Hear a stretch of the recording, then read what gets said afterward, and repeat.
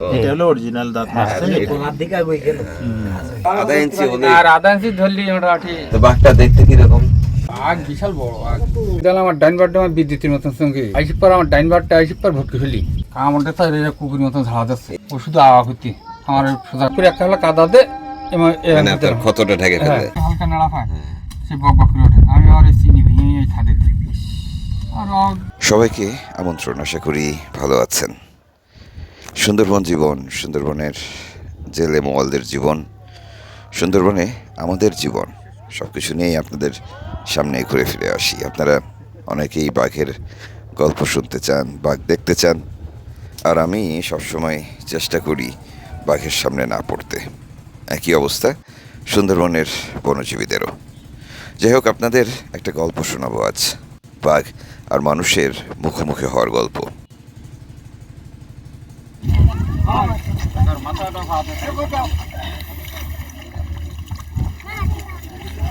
মহলরা তখন সুন্দরবন যাচ্ছেন। সাধারণত এপ্রিল মাসের প্রথম দিন থেকে মধুর মৌসুম শুরু হয়, মানে মধু আহরণের মৌসুম শুরু হয় সুন্দরবনে। এই উপকূলের মানুষেরা তারা দল বেঁধে মল বহর সাজিয়ে সুন্দরবনে যান প্রথম দিন থেকেই, এবং টানা 2 মাস তারা মধু আহরণ করেন সুন্দরবনের বিভিন্ন জায়গায়। আল্লাহ হিংস্র প্রাণী, জলদস্যু, কত রকমের আল্লাহ তাআলা ওয়াসওয়াসা, সমস্ত কিছু থেকে বিপদ থেকে আল্লাহ তুমি ভাইদের। এই বহরগুলো প্রতি 15 দিন অন্তর অন্তর নিচে নামেন এবং মধু আহরণ করে উপরে উঠে আসেন, এবং তারা যে যাওয়ার সময় একবারে বিদায় নিয়ে যান, মোটামুটি বলা যায় চির বিদায় নিয়ে যান, সেটি দেখলেই বুঝতে পারছেন। আসলে সুন্দরবন থেকে মধু আহরণ করে কে আবার ফিরে আসবেন ঘরে সেটি বলা মুশকিল। যাই হোক, তারপরও লবণ জলের জীবন বলে কথা, পেটের টানেই তাদের মধু কাটতে যেতে হয়। সুন্দরবনে আরও নানা কাজে তারা যান মৌসুমে মৌসুমে। মে মাসের প্রথম সপ্তাহে বাবলু গাজী সহ একটি মওয়ালের দল সুন্দরবনে যায়। পশ্চিম সুন্দরবনের একটি খালে নৌকা রেখে তারা বনে ওঠেন। 10 জনের একটি বহর। সেই বহরের একজন সদস্য গাবুরার বাবলু গাজী। তার উপর হঠাৎ করেই বাঘ হামলা করে বসে। বেশ কিছুক্ষণ দুজন মিলে যুদ্ধ করেন, বাঘ আর মানুষ মুখোমুখি। সেখান থেকে বাবলু গাজীর বেঁচে ফিরে আসার গল্পটি রীতিমতো রোমহর্ষক। সেখান থেকে তিনি বেঁচে ফিরেন, তার সঙ্গীরা তাকে সাথে সাথে নিয়ে রওনা দেন সুন্দরবন থেকে, এবং জীবিত অবস্থায় তিনি শ্যামনগরের নীলডুমুর ঘাটে ফিরেন। সেখান থেকে হাসপাতাল যান। সাতক্ষীরা হাসপাতালে তার দীর্ঘদিন চিকিৎসা চলে। এরপর তিনি ফিরেছেন নিজে। আমরা এখন বাবলু গাজীর বাড়ি যাচ্ছি তার সঙ্গে দেখা করতে। ওদের কাজ শেষ, ওরা ফেরত যাচ্ছে। চা কি একা একা খাওয়া হচ্ছে সবাই? আমরা যাচ্ছি এখন ডুমুরিয়া বা হরিশখালী দিয়ে, মানে যাব হচ্ছে বাবলু গাজীর বাড়ি। তাকে বাঘে আক্রমণ করেছিল। হ্যাঁ, উনি মোয়াল। আচ্ছা, সে কি ওই যে হাসপাতালে ছিল? হাসপাতালে ছিল, উনি গতকাল সন্ধ্যায় বাড়িতে ফিরছে। আচ্ছা। ও ঠিক আছে, তার বাড়ি ঘুরতে যাবো। একটু হাঁটা লাগবে মনে হয়, নাকি? হাঁটা লাগবে স্যার, ওই তো আসার 15 মিনিট স্যার। মানে 25-30 মিনিট, 40 মিনিট এরকম? স্যার একটু হাঁটা লাগবে। 40 মিনিটের বেশি লাগবে? না স্যার, 40 মিনিটে হয়। কাদা আছে? কাদা আছে স্যার, এই সারিতে রাস্তা দিয়ে যেতে হবে। ঘের দিয়ে যাওয়া লাগবে? আল্লাহ, এ মরিসি। যাক, তারপরেও যাই, দেখা করে আসি। কালকে তো আমরা কোথায় কি ব্যস্ত থাকবো বলা মুশকিল, দেখা করে আসি। ও পাইলট, তোমার নাম কি আব্বা? হ্যাঁ, আরিফুল। লাইসেন্সটা দিই, ব্যাগের মধ্যে লাইসেন্স আছে নাকি? আছে লাইসেন্স? এই ও বিলাত ভাই, আমাদের পাইলট দেখছেন?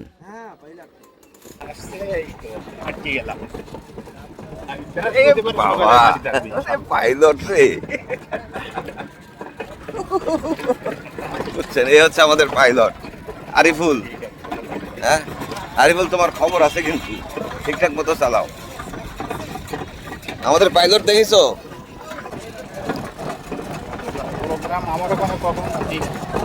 হ্যাঁ, এই সফরে গাবুরের আশিক আমাদের পথ দেখিয়ে নিয়ে যাবে।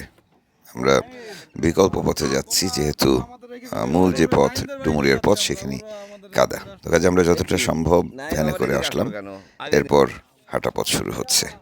কতক্ষণ হাঁটতে হবে জানি না, আমার ধারণা লম্বা পথ হাঁটতে হবে আমাদের, অন্তত আধা ঘন্টা থেকে 40 মিনিট। একবার তো পড়লাম একটু আগে। গাবুরার শেখ সাইফুল আছেন আমার সামনে, আমার পেছনে আছে আশিক। আমাকে একরকম পাহারা দিয়ে নিয়ে যাওয়া হচ্ছে, যদি পড়ে যাই তো ধরবেন তারা। কখন যে ফিরবো? এটা কি সফট শেল? আপনি একটু সফট শেল করতে পারেন না? ও লোক লাগে। ও এই তো 3 ঘন্টা পর পর চেক করা লাগে। এই তো মেলা ইয়ে হয়েছে। মানিক ভাই চলে গেল? হ্যাঁ হ্যাঁ, প্রতি 3 ঘন্টা অন্তর, মানে যে খোলস ছাড়বে সাথে সাথে তুলে ফেলতে হবে।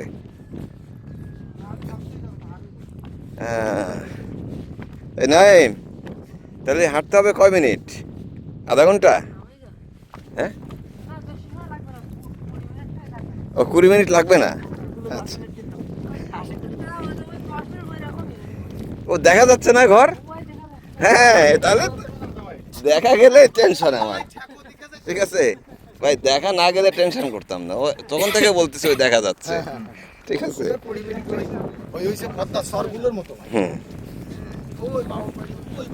হ্যাঁ, এরপরে 3 নম্বর বাউর বাড়ি। হ্যাঁ,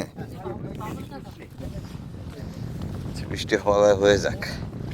বাপরে বাপ, আবহাওয়া এত গরম। এগুলো কি আটন বলে না, এই যে বাক্সগুলা? আটল, আটল। চিংড়ি মাছ এসে ঢুকে বসে থাকে,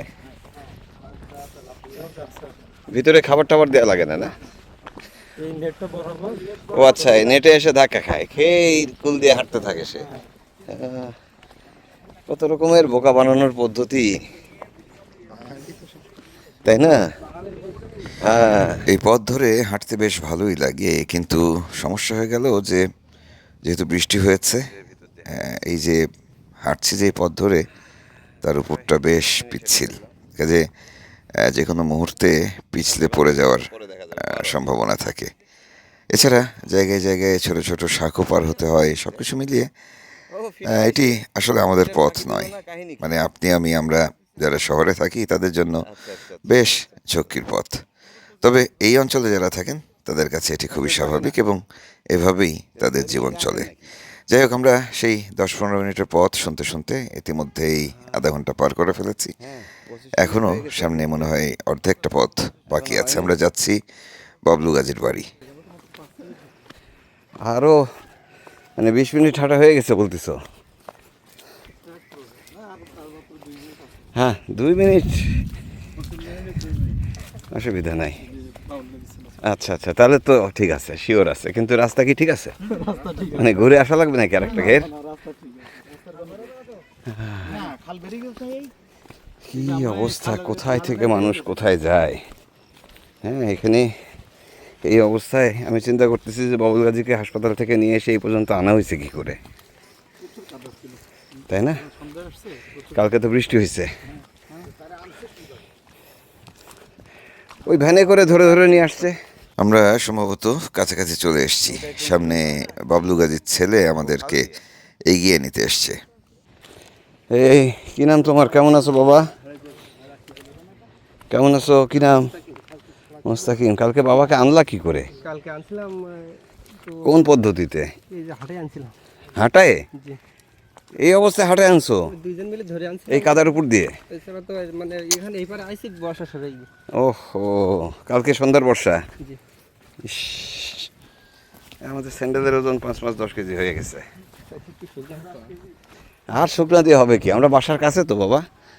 হ্যাঁ, আশিক আমাদেরকে ভুলায় ভালায় নিয়ে আসতেছে আর কি, বুঝছো? এই আর একটু সামনে, এই সাইড দিয়ে আরেকটু সামনে, আর একটু সামনে। সুন্দরবনের বাঘ এবং মানুষের মুখোমুখি হওয়ার গল্প শোনাবো, সেজন্য মনে হয় বেশ দেরি করে ফেললাম। পুরো পথ দেখাতে দেখাতে আনলাম ইচ্ছা করেই, কারণ আপনারা যারা জানেন তাদের কথা বাদ দিলাম, যারা জানেন না যে এই অঞ্চল কতটা দুর্গম তাদের একটু বোঝানোর জন্য।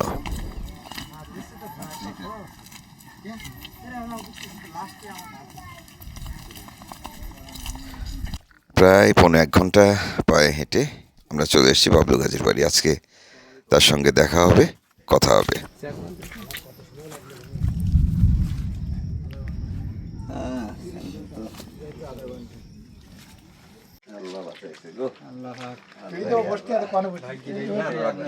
বাবলু ভাই দেখছেন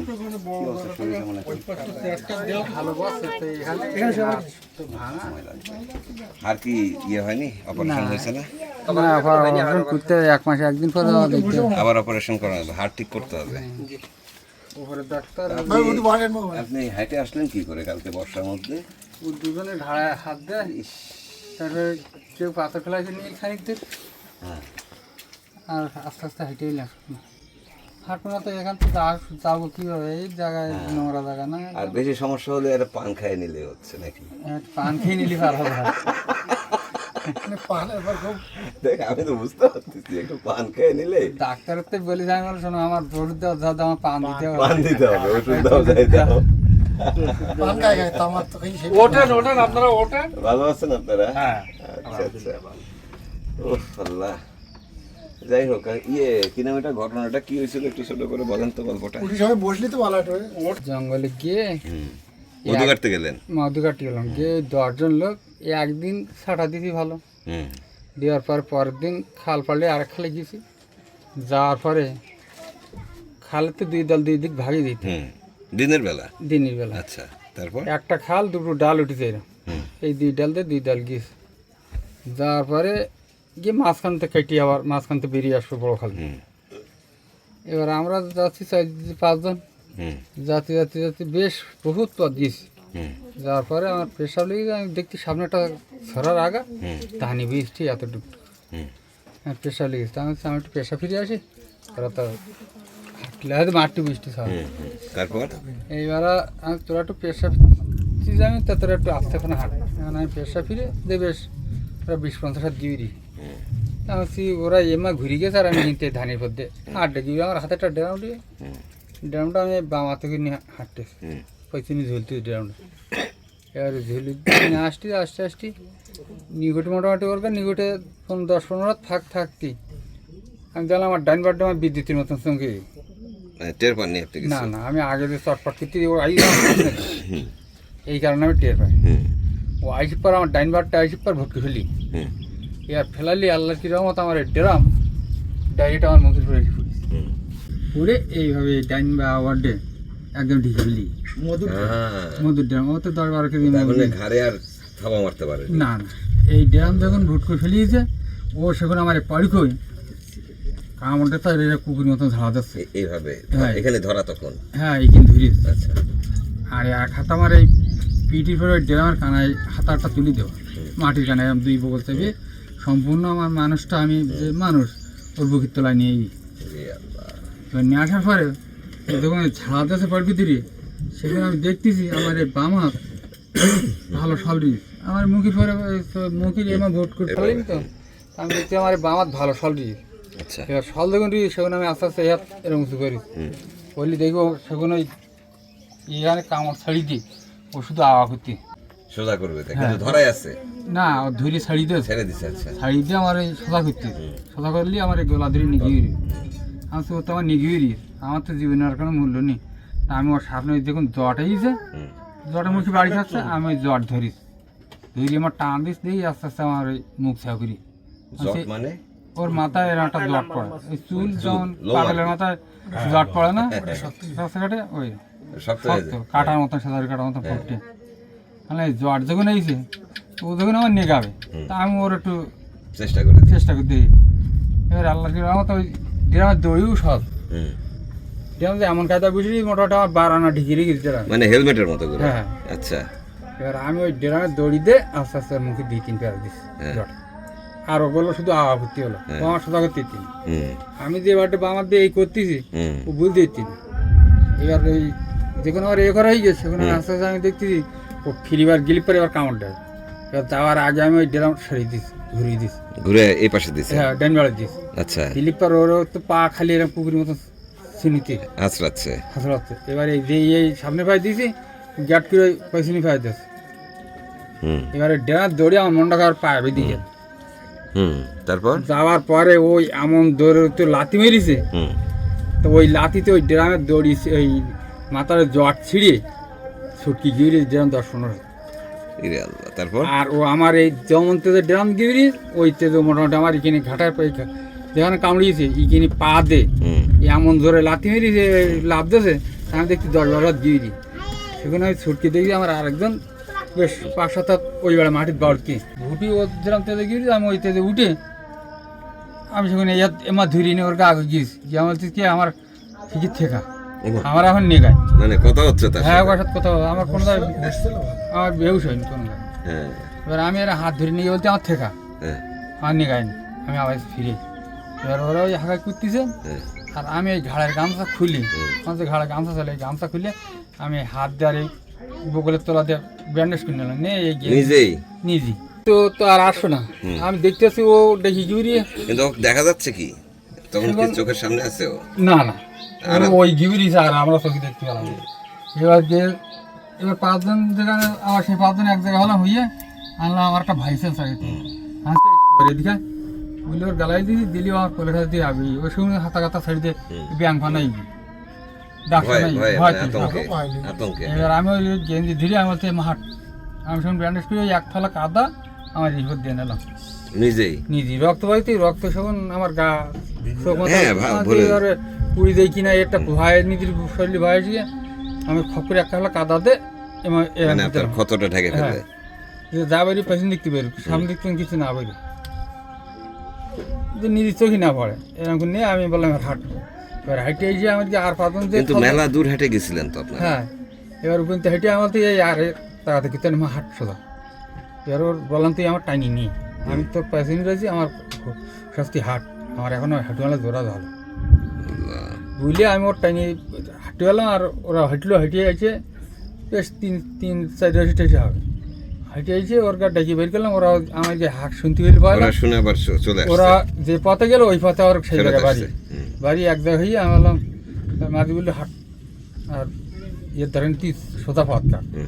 এবার আমার গিয়ে মাওদালি নাম করে ওই শাড়িটা বললাম জানি তুমি আমার এই জামা এই গেঞ্জি কেটে দাও। আমার এই গেঞ্জি দাদা টেনে দিলে 2 বাটে দিয়ে হাতা টাতা সব কাটিয়ে কেটে দিলাম দিলে আমার ওখানে ফেলে ধুয়ে লোকা সরিয়ে দিল জানলাম আমার এ পাশে একটা বক্সা দেও আর এ পাশে একটা কিছু খেতা টাতা দেও আমি নৌকার গাছ শুতে হলাম আর ওই চিনি দিয়ে ব্যান্ডেজ দেয় ওরা বাইতে লইলো আর আমি ওই খোলে শুইতে। কত ঘন্টা বাইলো তারপর?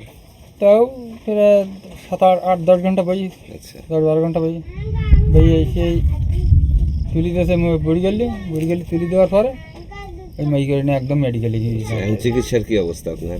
চিকিৎসা আল্লাহ রহমতে ওখানে যা যথেষ্ট পরিমাণ ভালো করেছে চেষ্টা ওরা যা আবদুল করার দরকার তদ্দুর করেছে। এখন এরপরে বললে হাড়টা ভেঙে গেছে আর এরপরে একটা হাড় ক্ষতই গেছে ফড়েই গেছে, 4 সাইড ভালো আছে যেমন দাঁত মেরি সেমা ফড়েই গিয়ে এখন ওরা ওই হাড়টা বললো যে যেদিন অপারেশন করবো সেদিন ওখানে কেটে ওখানে একটা প্রোটিন করে দেবো।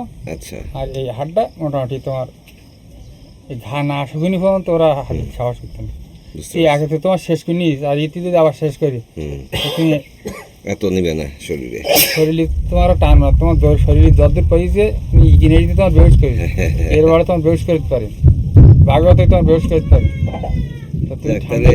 এখন এরপরে চিকিৎসা আবার একটা অপারেশন হবে, আবার একটা কতদিন পর? এখান থেকে 1 মাসে 1 দিন পর কি নিজেই তো বাকিটা করছে সে তো ইয়ে সব করেনি না না সঙ্গী সাথীরা তো পরে তারা তো আতঙ্কে বেশি তার সে নিজেই মালিক আল্লাহ। এখন ভাই আপনার কি জঙ্গলে যাওয়াই লাগতো? জঙ্গল করে চলতেন আপনি? হ্যাঁ এই জঙ্গল করে যাত্রা ফেলিয়ে ফেলিয়ে তা কী করবো দেশের কাজ কাম করিও সমাধান হয় না। তারপরে বাকিটা যাই প্রত্যেক বছর মধু কাটতে। হ্যাঁ দেখ এখন যেটা হচ্ছে যে পরে আপনি কি করবেন চলবেন কি করে? আল্লাহ তোর দোকান পাশেই নিয়ে এখন যা জন্মজুরি দিয়ে খাইতে হবে হাতের ভারী কাজ করতে পারবো না, ভারী কাজ তো পারবে না করা সম্ভব না। কি কিভাবে চলা যাবে এর পরের জীবনটা? আল্লাহ পাক যেভাবে নেগা সেইভাবে দেখতে হবে না, আল্লাহ পাক তো নেবেই আমাদের তো মানে বিষয়টা মানে অনেক কোনো সহজের কাজ নর্মাল কাজ ব্যবসা বাণিজ্য কোনো কিরকম ব্যবসা বাণিজ্য মানে কেমন কি দোকান আছে দোকানে কি পেট চলবে? সেরকম বড় আকার দোকান করলে চলবে। নর্মাল ছোটো ছোটো দোকান তো চলা সম্ভব না। মেলা মেলা লোক ওনার গাড়ি এখন নিম্ন 10 থেকে 12 জন মানুষ, হ্যাঁ। তা সম্ভব এই যে বর্তমান সময়। আর কোনো বিকল্প? ওটা তো একটা থাকলো দোকান। বাচ্চা কাছে ছোটো ছেলে টাকার মধ্যে একটা ছেলে আছে, সে না হাতে নেই, মেয়ে না, আর ছোটো ছোটো বাচ্চা। আচ্ছা যাই হোক, আমরা আছি আপনার সাথে, ঠিক আছে?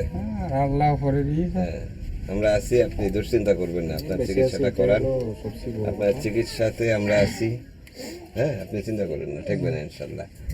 আর এরপরে যদি দোকানপাট করে দেওয়া বা কিছু একটা, হ্যাঁ, এটা আমরা আমরা সহযোগিতা করলে ওনার জন্য সুবিধা হবে। আমরা করবো। এখন আপনি ধরেন আপনার দরকার হচ্ছে আলু, আমি বেগুন দিলে তো না, হবে সে তো অবশ্যই ওইটা ঠিক আছে না? এই জিনিসটা একটু বুঝতে হবে যে আপনার যেটাই হোক সেটা যাতে কাজে লাগে। একটা আমার জিনিস তো মনে হয় এই যে ডাইনাতে কোনো বল পাবে না। না, সেই জন্য আমি বলতেছি যে নিজেরা কাজ তাহলে করতে পারবে তাহলে না। কিভাবে তার সংসারটা চলার ব্যবস্থা হবে, ঠিক আছে? তো সেটার দোকান একটা কি মুদির দোকান? হ্যাঁ, মুদির দোকানে, হ্যাঁ। একটা কুড়ি খেতে যেখানে সেখানে কর্ম না করলে তো কোনটার জন্য তোমার সুবিধা হয়, মোদিও কি সিট কাপড় হোক সেরকম যদি আর যাই হোক, এখন ধরে আপনারা ভাবেন, চিন্তা করেন, কোনটা করলে যদি দোকান হয়, দোকান হলে কোথায় দোকান দিলে সুবিধা হয়, কিরকম কি একটা করে আশিক তুমি আর একটু আমরা এইরকম কাজ জন্য খেয়াল সহযোগিতা রাখো। করে আল্লাহ মনে করি ওনার জন্য সুবিধা। এই বন বিভাগের এটা কি অবস্থা? বন বিভাগের স্যার ওটা কাজ চলতেছে, প্রসেসিং। কাগজপত্র হয়েছে? জি, সিএমসি তে কাগজপত্র জমা দেওয়া হয়েছে। সরাসরি জমা দেওয়া হয়েছে। ও ওর সাথে ঘুরছে, ওর সাথে সাথে ঘুরছে। যেই চাপ দিছে রশি হেলমেট মাথায় দিবে। এই বাবলু গাজীরা সুন্দরবনের মানুষ। তারা ছোট থেকেই সাহসী হয়ে তৈরি হন, কারণ সাহসী হওয়া ছাড়া আর কোনো উপায় নেই তাদের। সুন্দরবন, গহীন জঙ্গল, বাঘ কুমিরের সাথে লড়াই, এই মানসিকতা নিয়ে তারা সুন্দরবনে যান। কেউ মধু কাটেন, কেউ মাছ ধরেন। তার উপরে যে এত বড় একটি আক্রমণ হয়েছে, বাঘের আক্রমণ, এবং তিনি যে বেঁচে ফিরেছেন, সেই গল্পগুলো শুনছিলাম। কি সাবলীলভাবে বলছিলেন পুরো ঘটনা। এই মানুষগুলোর সাহসের সত্যি সত্যি তারিফ করতে হয়। তো বাঘটা দেখতে কিরকম? বাঘ তো কিরকম ঘোড়ার মতন ওই মা আবার না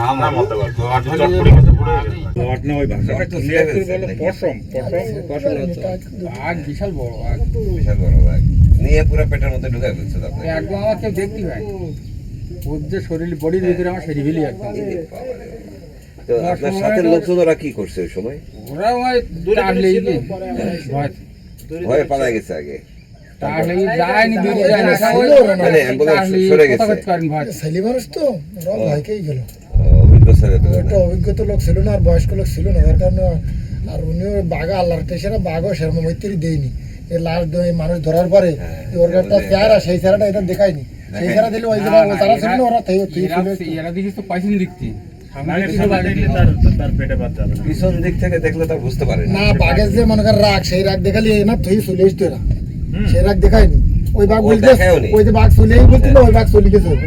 তারা থেকে ওরা একটা সমস্যা বলতো, যেমন একটা মাথা চুদ্রি টান দেওয়া, তার দিকে 10 মিনিট বসে থাকতেন নিজেরকে মাথার। যখন ওই জ্বরটা ছেড়ে যাচ্ছে, আমার গলা ব্যাটে ছিঁড়ে এসে দিয়ে হ্যাঁ, ও ব্যথা পাইছে ও তো। মনে করিস আমার গায়ে গুলি ঘুরি, মানে ডাইকি গিবরি, ওই যে ডক করতেছে নিম্ন 10-12 হাতে গিবরি, ও কিন্তু আমার ওইভাবে চলি গিবরি। ওরা আসতে আমরা চোখে দেখছি কথা ঠিক আছে, বাঘের যে রাগ, সেই বাঘ তো দেখায় মানে ওই যে হুঙ্কার বা- ঠিকই রাগ দেখে এই রাগ দেখে তো এরা দেখতে পাইতো। এরা পিছনে ছিল, পিছন থেকে এরা দেখছে। পাশার দিক থেকে দেখতেছে না, আর বাঘ তো আমার সম্পূর্ণ বুকের ভিতরে নিয়ে অকুতি আমার ফিটিং ধরতেই বলার পরে আমার এপাশে হাতাবাড়ি ও যখন গায়ের উপরে ছিল তখন কি লোক কি দেখাই করতেছিল? একজন লোক হাঁকিল আর 3 জন লোক অলরেডি দাঁড়িয়ে ছিল। আমি তো গলা বন্ধ যেটা হয়ে গেছে। আপনি যেটা শুনতে পাচ্ছেন যে একজন লোক হাঁটতেছে, হ্যাঁ বাড়িতে মাটি বাড়ি যাচ্ছে। মাটিতে বাড়ি দিচ্ছে। সবসাইড ভালো হয়েছে। না কিন্তু ওই যে অন্য সময় দেখি, তারপরে তো ধরেন বাড়ি বুড়ি দিয়ে নিয়ে আসে, বাসে না, কিন্তু আপনার তো আল্লাহ পাক বাঁচায় দিচ্ছেন। তো যাক, আপনি বাবলু ভাই, আমার একটা জিনিসই স্মরণ ছিল যে আমি কারো ক্ষতি করিনি। আল্লাহ আমার এডুকেশন হেকমত দিল যে আমার কোনো বেউস হয়। হ্যাঁ বেরোশন সচেতন ছিল। হাইটে হাইটে চলে এসেছি। সাহস ছিল মনে হয়। 3 থেকে 4 রয়েছি, বর্তমানে কম জঙ্গলের মানে ভিতরে 3-4 রয়েছে, নিম্ন 8-10 রয়েছে কম হবে। আমাদের কোলে কাছেই 3 রয়েছি, আর পরে ঠিক আছে। নৌকা যায়, ও বাঘে কোথায় ধরছে আর কোথা থেকে কোথা কোথায় থেকে নিয়ে নিয়ে আসছে। আসছে মুখস্থ। তো যাই হোক, আপনি বাবলু ভাই দুশ্চিন্তা করেন না, ঠিক আছে? আমরা আছি, আশিক স্যার। খোঁজ খবর রাখবা নিয়মিত, আর এই সামনের যে তার চিকিৎসার সময় আমরা যতটুকু যা পারি আছি, অসুবিধা নেই। স্যার আমরা ঈদে ওনার পাশে ছিলাম, এই কোরবানি ঈদে কোরবানির সময় আমরা মাংস পাঠিয়েছিলাম ওনাকে, আমরা সদা বাজার সোজা জি পাঠিয়ে দিয়েছিলাম। সদা কি অবস্থা করে? নর্মাল শোনা লাগে না স্যার, আবার পাঠিয়ে দেবো, খুব নর্মাল ঠিক আছে? স্যার। দরবার লোক বসছি স্যার, নর্মাল স্যার। আমি একা মানুষ, আমরা কি করবো এত, সে তো তাই অবশ্যই। না? যতটুকু চেষ্টা হ্যাঁ, করবো, সেইটা ছাড়া আর কি। আপনারা চারপাশ থেকে আপনারাও একটু পাশে দাঁড়াবেন, হ্যাঁ, ঠিক সেটা আছে? অবশ্যই। ঠিক আছে, আশিক দাদা, আমরা বাজার সদা আবার একবার এক জি স্যার, হ্যাঁ। এক দফা একটু বাজার তাহলে আমরা করে দেবো এর মধ্যে, হ্যাঁ? ঠিক আছে, আগামী 2-3 দিনের মধ্যে ঠিক আছে যদি স্যার। আমরা থাকতে থাকতে পাঠাতে পারি তো করে পাঠাবো নি বাজারে, ঠিক আছে স্যার। টেনশন করেন না, সুস্থ হওয়া পর্যন্ত আছি। তারপরে ওই যে দোকান যদি করে দিতে পারি দিলাম, তারপরে দোকান করার মতো উপযোগী হয়ে যান, তারপরে একটা ব্যবস্থা করা যাবে। ঠিক আছে, সেই পর্যন্ত আপনি টেনশন করলে নিজের ক্ষতি হবে। হ্যাঁ, টেনশনে কি আমরা আপনার চালের ব্যবস্থা নিয়ে, চাল নিয়ে আপনি টেনশন করেন না, এটুকু বলে রাখলাম, ঠিক আছে? ঠিক আছে, বাকিটুকু মিলাই ঝিলাই চলেন কষ্ট করে, চিকিৎসাটা হোক, চেষ্টা করবো আল্লাহ। হ্যাঁ, তারপরে দোকান টোকান করে দেওয়ার সুযোগ যখন হবে আমরা করে দেবো নি, সমস্যা নেই, ঠিক আছে? আগে সুস্থ হন, তো ভালো থাকেন ভাই। বৃষ্টি চলে আসতেছে, আমরা আমরা রওনা দেবো এবার। রওনা দিয়ে দিই নাকি? জান আপনারা বেশটা, ভালো থাকেন। আমার নাম্বার থাকলো, ওই আশিকের কাছে নাম্বার আছে। এই মুস্তাকিম, আয় বা মুস্তাকিম তুমি নাম্বারটা আমার নিয়ে নিও। নাম্বারটা নিয়ে নাও দিন। সুবিধা ওখানে হ্যাঁ, সুবিধা অসুবিধা আশিককে জানালেই হচ্ছে, তারপরে আমাকে আর বলবে। আসি তুই না হ্যাঁ, এই দুটো তুলি নেই ছেলে দিতেছে একটার পর দুটোর পর দিয়ে। হ্যাঁ, এটা তো খোলা খোলা হয়ে গেছিল। হ্যাঁ এ ফালা ফালা গিয়ে এর খোল ঢোল এখন এটি এখন কত এটা কি? এটা কোনটা দাঁত মেরিলে এই অরিজিনাল দাঁত আছে। এই অরিজিনাল দাঁত, এটা হলো অরিজিনাল দাঁত। আর একটু আর আধা ইঞ্চি হলে আর আধা ইঞ্চি ধরলি মোটামুটি এই মাথা করো। যাক যাক, ঠিক আছে, থাকেন। বাবলু গাজী দ্রুত সুস্থ হয়ে উঠুক। একই সঙ্গে সুন্দরবনের বনজীবী যারা তাদের প্রতি অনুরোধ, আপনারা সতর্ক থাকবেন, কারণ আপনাদের এই রোজগারের উপরে আপনাদের পরিবার সংসার নির্ভর করে। তো কাজেই আরও সতর্ক থাকবেন।